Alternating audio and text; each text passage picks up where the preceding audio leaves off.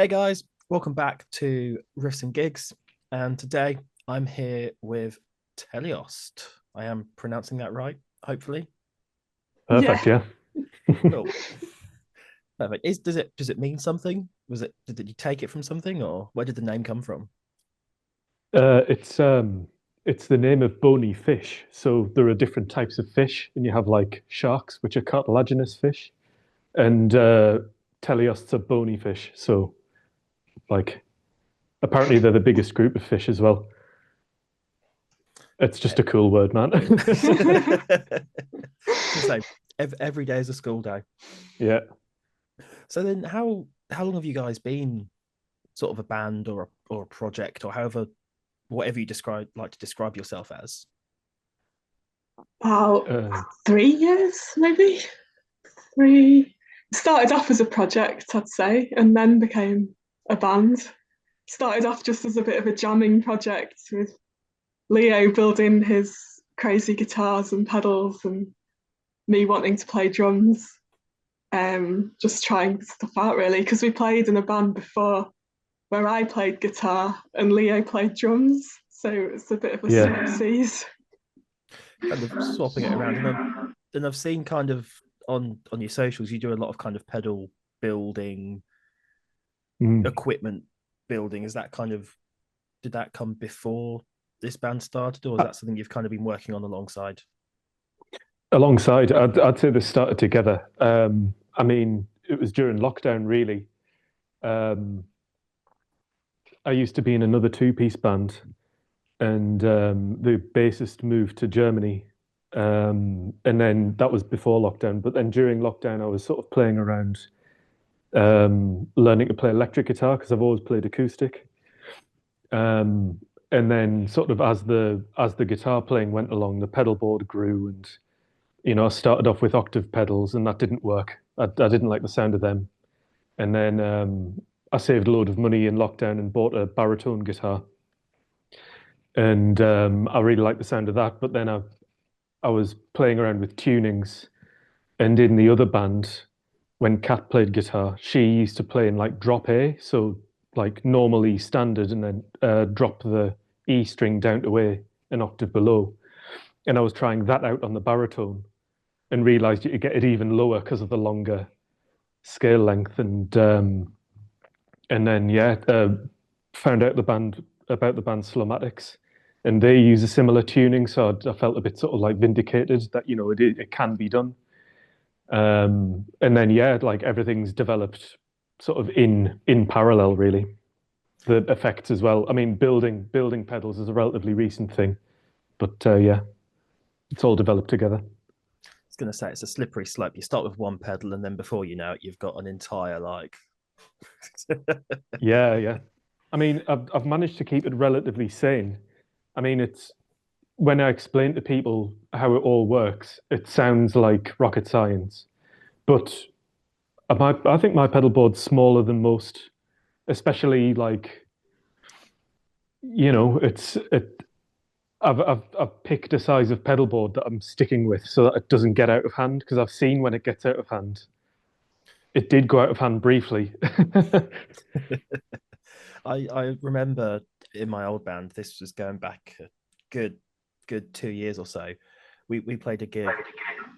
At this point, I only had two pedals really. I had a tuner pedal and I had a drop pedal. Oh yeah. And the guitarist of I think the headline band came up to me and was like, "Ah, you've got simple pedals. I like the fact you've got a simple setup." And I'm like, "Thanks." him Is with that his simple? him with his massive pedal board of like 6 or 7 pedals. But I guess Well, once I can't you've really see the point. yeah, I mean, Like, unless you're using all six for like a specific sound or something. yeah, yeah. I mean, it's I watch that pedal show a lot. I don't know if you know that channel on YouTube. Name sounds familiar. Um, yeah, they just talk about pedals all day. It's great. But they always have like massive pedal boards. But they'll have three distortion pedals and they'll use them all. And I'm like, but I don't know. It just seems like overkill to me. I have one. That's it, and it makes it easier. When a heavy bit comes in, it's just straight in. You don't have to tap dance or anything. Gets to that point where you're almost worrying too much about what your feet are pressing and when you're pressing it, as opposed to actually playing what you need to play. Oh yeah, I mean, I'm definitely guilty of that. Like, I'm definitely playing amps. I'm not really playing guitar. I'm not very good, really. But you just, yeah, you work with the effects. But yeah, no, simplicity is the name of the game, I think. Especially being like a two-piece. You don't want to be, it's great being a two-piece because you don't have to carry much stuff. So why burden yourself with like a massive pedal board, I say. Yeah, I was gonna come on to that kind of with being a two piece. When you listen to like your EP and your singles, it doesn't sound like there's only two of you. Mm. Is that kind of a combination of the pedals and just how you've layered the instruments together, or how do you capture your sound? It's a live It, sound, isn't it? yeah, That's how we sound live. So that's all the takes were just done in a room with all the amps on. So yeah, it's just the way you've rigged up your guitar, I think. it's we've always tried to like sound as full as possible from the get-go. And it's part of the reason why I didn't like octave pedals. Saying when I first started experimenting, um, I tried using an octave, but they sound really distinctive. They sound immediately like um, I don't know, Big uh, business. yeah, Big Business or the Black Key, not the Black Keys, the White Stripes. It's just a really obvious sound, or what are they called? Royal Blood, that kind of thing. Yeah, It's just it's a really obvious sound, but really the thing I was always interested in was like the band their tone, where I don't know if you know them, but it's the bassist and the drummer from Sleep, and the bassist played just through a massive wall of guitar amps, but it doesn't sound like a bass. It's the frequencies are sculpted so that it sort of fills the whole range. There's low end, clean low end, and then loads of mid range and nice treble. So that's what I've always been going for. Each amp is doing a different job. So I play through a bass amp, which is just pushing clean bass.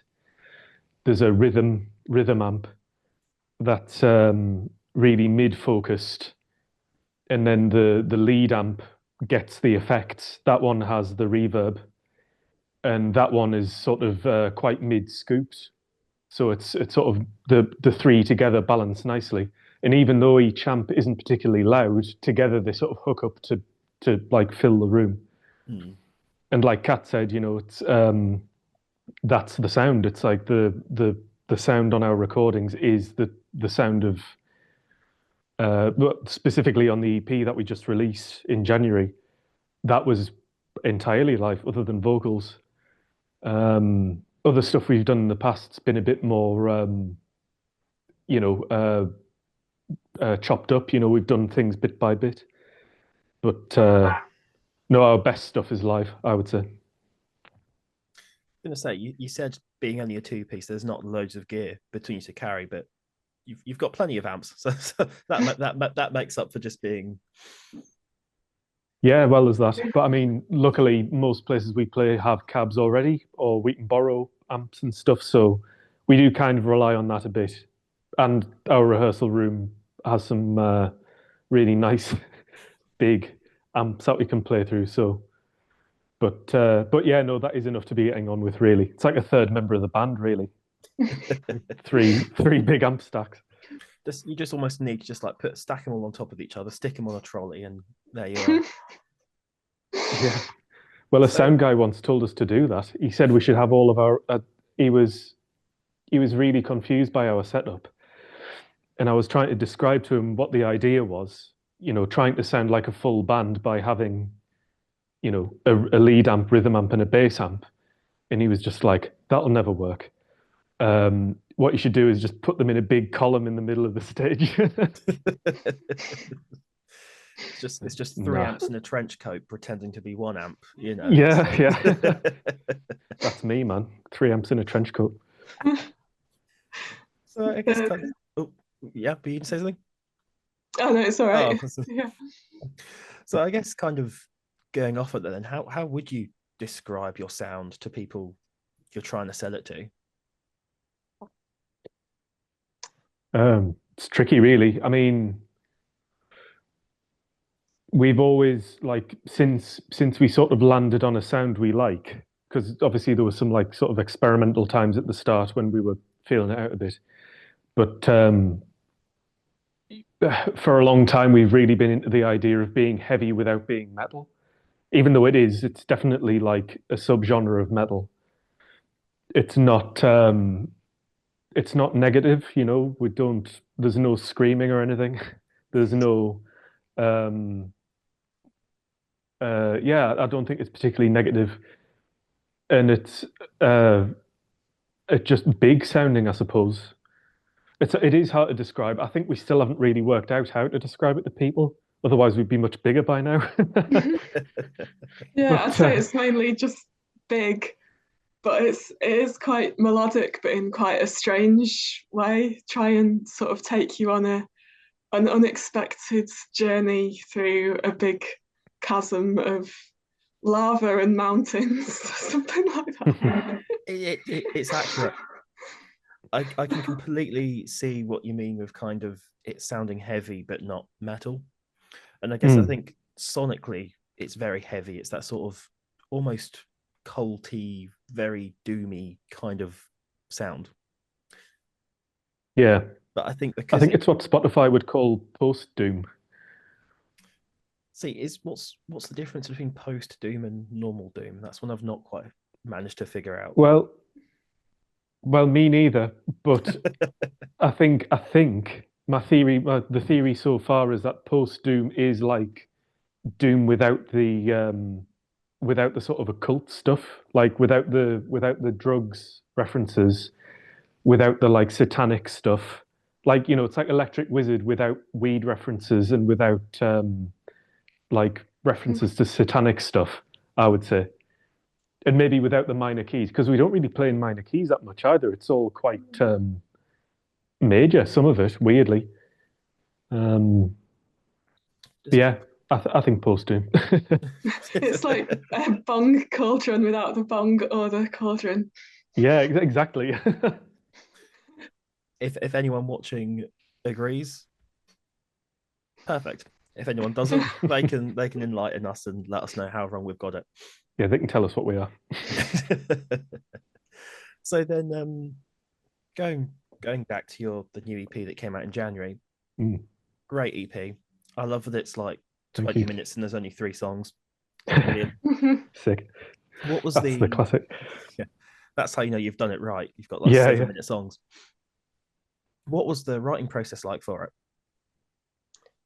Ooh, it was fun. I'd say it's kind of a new approach. A lot of it was just us jamming ideas together. I think the middle song was more of a jam with us sort of like shouting out, "Oh, it should do this," and then it should do this, like singing riffs kind of thing. Um, and then the ones either side of it were more. I think the Leo Ma wrote the first one, but then the third one, Throwaway, is an old song that I'd written a few years ago for our previous band, but rehashed in a much more post-doom style, really sort of playing out the big riffs in that song, which I prefer the new rework of it, definitely. Polish it up a little bit. Yeah. Stick the TELEOST name on it. You're set. Because I think it's that second one that I quite like. It was almost like that midsection where the heaviness just completely stopped, Mm. and then you had that really clean atmospheric guitar come in. Was That's that kind of so? it's a cheap trick that I'd say. It's like how do you make a song heavier? It's you dial it back and then let it come back in again. But I've always liked that in music I've ever listened to. I don't. I find it really boring. I mean, this is going to sound like I'm letting the side down majorly, but I find a lot of doom pretty boring. And it's when it's just like one riff all the way through for 10 minutes for no reason. I feel like it should do something, and it's, tones are good, and it's, if you can lean on the tone, it's a bonus. But I don't know. I think you do need to think about structure. I think it's important, and I think, yeah, things like dialing it back, having quiet sections, and then letting it slam back in. They're I say it's a cheap trick, but it's a good trick. Like it does give you a bit of mileage, and it gives you a bit of a breather as well. Um, I've always liked clean stuff like Earth. Always been into Earth. If you know them. Um, or like like I talked about earlier, but they always had like a lot of there's a song called Beamer's Theme, where it's, it pounding all the way through, and then there's like a quiet bit, and then it comes slamming back in without warning. And I've always thought that was hilarious. I always thought it was great. It's a cheap trick for a reason, but it's like you saying about it being like a 10-minute song that just does nothing. I think the example I always go back to is Dope Smoker Sleep, that's like an hour long. Yeah. And you can skip to the 50-minute mark and it sounds exactly the same as it does at the 5-minute mark. Well, I could argue with you on that one, but I'm a big fan of Dope Smoker. Like, but that has a clean section in it towards the end. And they do build it up, because you can split. I'm going to nerd out on Dope Smoker now. You can split that song into 6 sections, because there are 6 variations of the riff, and the guitar introduces each section, and then the rest of the band comes in. I used to listen to it every day on the bus to work for like a year. So literally, I'd listen to the first half on the way to work and the second half on the way back. Dynamics, it comes in and comes out. But I agree, like if you skip through, if you don't follow how it develops and you just skip through it, you are like, oh, it's the same riff. Because it's the same intervals all the way through, just done differently. Like what I might need to do is I might just need to sit and just listen to it. Yeah. Put it on, do something. But I do. It's not for everybody. It's not for everybody. It's definitely. I think listening to it every day for a year is. I'm definitely strange. I don't think most people can manage that. Sorry? I think you were just lagging a bit. What was that? Sorry. All right. Sorry. Yeah. I mean, with Electric Wizard, you can't really accuse them of being boring, because they kind of invented that sound. It's just there's a lot of bands that kind of copy it, and it doesn't work. And some of my favorite bands are bands that don't sound like anybody else. Bands like Slomatics, Floor. I discovered a band called Floor about 2 years ago, and that kind of just ruined my life, ruined music for me, because they have almost like pop melodies, but it's crushingly heavy. Almost, I'm going to go ridiculously cliche now, almost a little bit like what Sleep Token are doing, or some of their stuff, or slightly different. Kind of. I hate Sleep Token, but I mean, I'm not. I've tried getting into them. It's difficult. I mean, I would say the way they blend poppiness and metal stuff, it's a bit more obvious, because there are sections that sound like charts music, and then they'll have like a break, like a gent breakdown. So it seems a bit more like, chopped up and mixed together. What band's this, did you say? Sleep Token. Oh, I thought you were describing the other band. Oh no, Floor. With Floor, it's a bit more.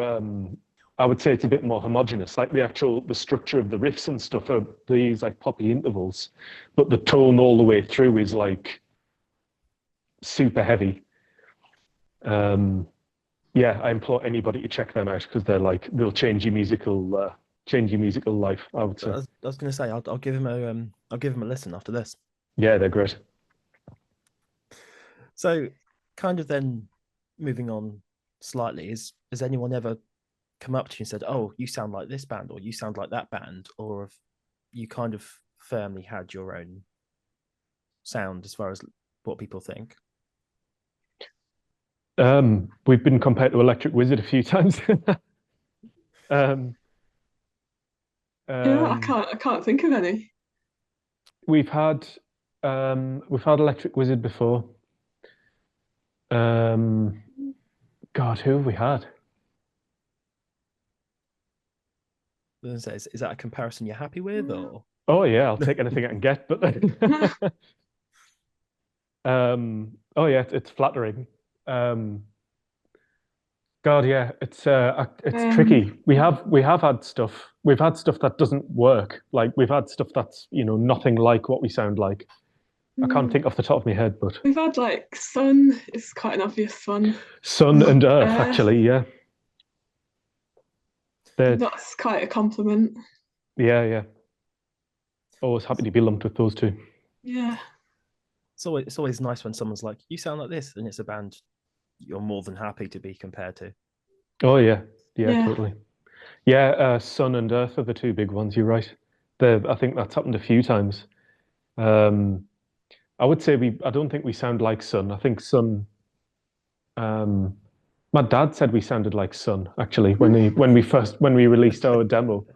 Um, but I think for a layman, when you hear big amps and stuff and lots of distortion, it is quite Sun-like. But obviously we're more structured than Sun, and we Yeah, have we're drums. more song like. Yeah. Yeah. So then, got a couple more questions. Obviously, you've recently released the new EP at the start of the year. Have we got any other kind of music in the works, or what can we expect the rest of the year? Yeah.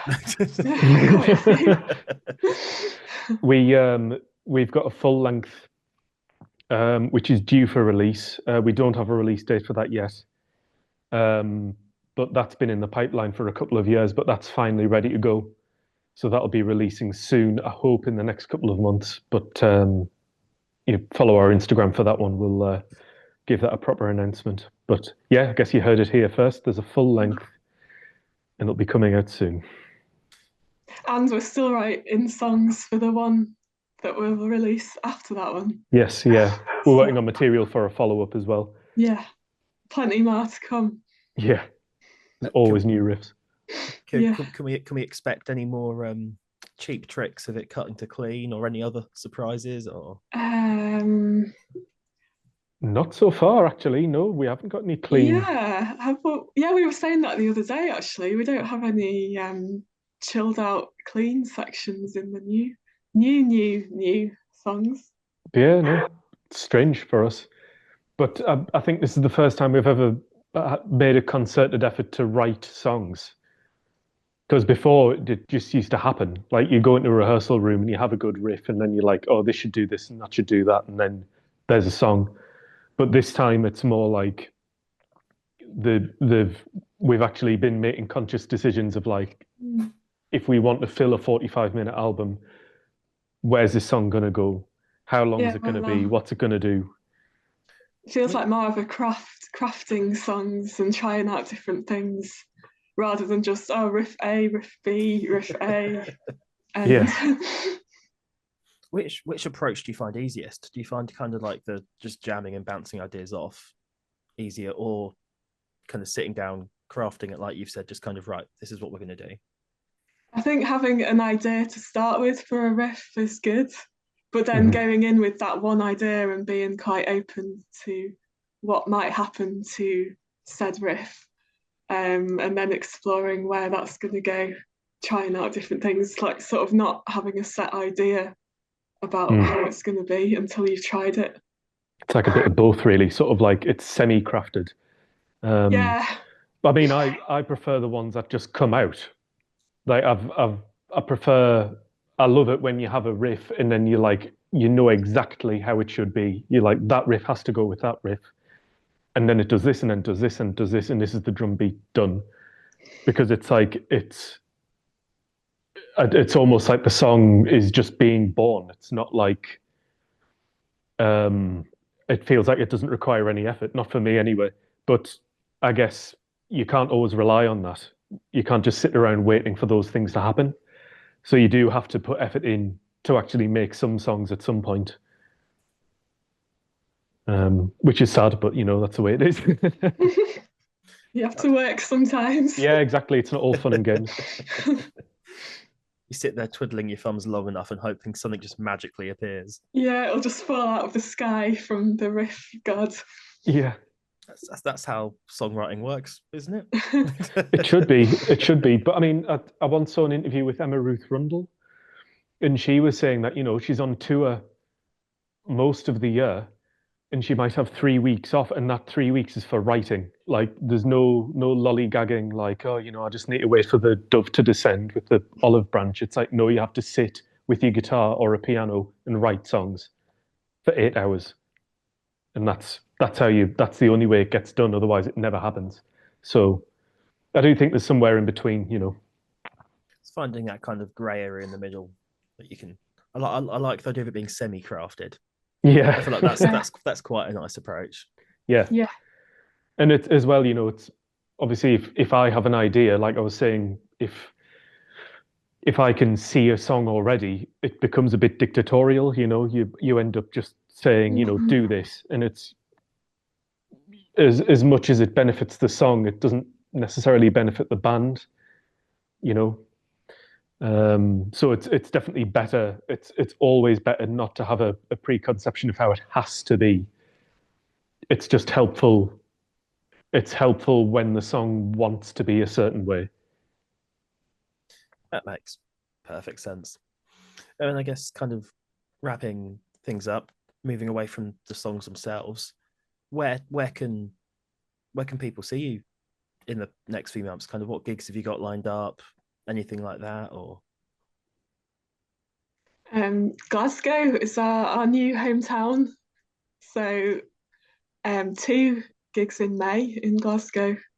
We've made some new friends on the Doom scene here, which is great. So some really cool bands, one called Tar and one called Trill, who we're playing with. I think the venue is Classic Grand, Yep.